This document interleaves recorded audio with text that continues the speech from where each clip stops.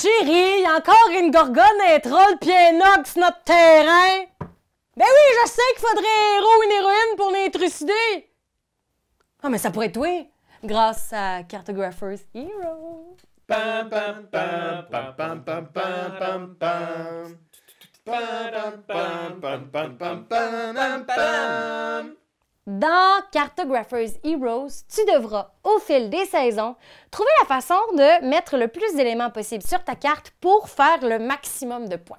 Alors, comme je l'ai dit, c'est au fil des saisons. Fait que l'été, l'automne, l'hiver et le printemps renferment des particularités qui vous feront faire des points. Et à chaque tour, tu devras miser sur les bonnes stratégies pour avoir le plus de points possible, car une façon de faire des points va revenir 2 fois par année. Alors, quand tu sais, mettons, que c'est au 3e tour que les rangées comme ça font des points, il faut que tu te prépares à l'avance pour t'assurer d'en faire le plus possible quand ça va arriver au bon moment.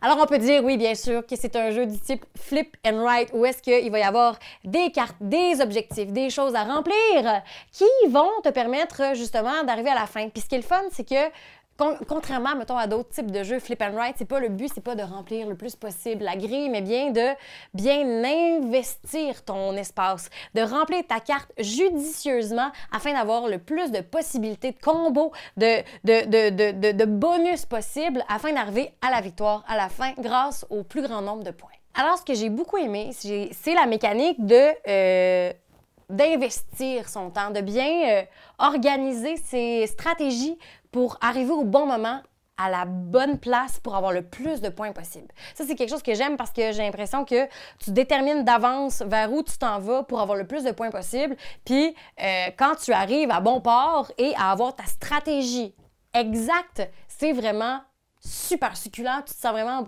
fier de toi. Puis ça, c'est vraiment agréable quand ça arrive, vraiment, vraiment. J'aime aussi beaucoup les héros parce que les héros et les héroïnes, ça vient vraiment comme compléter ton espace puis de te backer s'il y a des monstres qui arrivent. Puis ça, c'est comme aussi de voir encore, comme une partie d'échecs, d'y aller 6 coups à l'avance. Puis ça, faire une stratégie sur le long terme, c'est vraiment quelque chose qui est le fun et que j'apprécie beaucoup dans une mécanique de jeu. Alors, vu que la vie n'est pas toute super et toute pas super, autant que j'ai aimé ce jeu-là, autant qu'il y a effectivement des petits trucs que je pense qui, à mes yeux à moi, toujours à mes yeux à moi, nécessiteraient d'être améliorés. Tout d'abord, je pense que le visuel du jeu appartient à une autre époque, c'est-à-dire les couleurs sont un peu ternes. Je trouve qu'il manque d'éclat. Ce ne serait pas le premier jeu sur une tablette duquel je m'emparerais. Si je peux donner un avis là, de madame avec 2 yeux, là.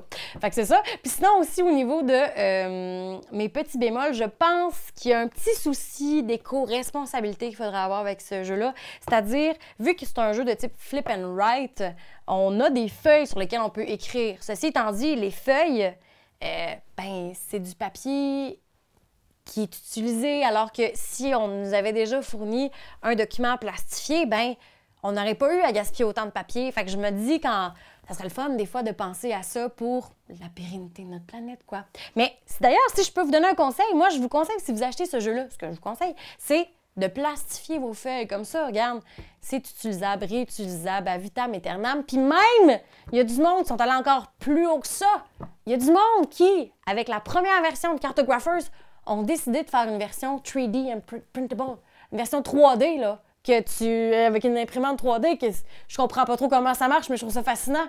Fait que ça, là, moi, je trouve ça fascinant. Je le lève mon chapeau à ces personnes-là qui ont pensé à la planète et à une version vachement cool de ce jeu-là qui est maintenant en 3 dimensions. Alors, si vous avez envie d'un bon flip and write qui a fait ses preuves, mais que vous voulez redécouvrir Cartographers dans un monde plein de monstres, où vous êtes le héros ou l'héroïne, je vous conseille vivement ce jeu. Et, regardez bien, c'est pas tous les jours qu'on peut croiser un dragon, fait que profitez-en donc. C'est toi de trouver l'épisode de jour du Popoche? Sonne la cloche! Sonne la cloche! On parle de jeu, like-nous, commande, suis-nous, ouais! Sonne la cloche! Sonne la cloche! Partage à tes amis, partage à ta mamie, ouais! Sonne la cloche! Sonne la cloche! Comment ton ouais, fais le mon kiki! Sonne la cloche! Sonne la cloche! Sonne la cloche comme quand Jésus a sonné à la porte pour aller souper chez Zachée.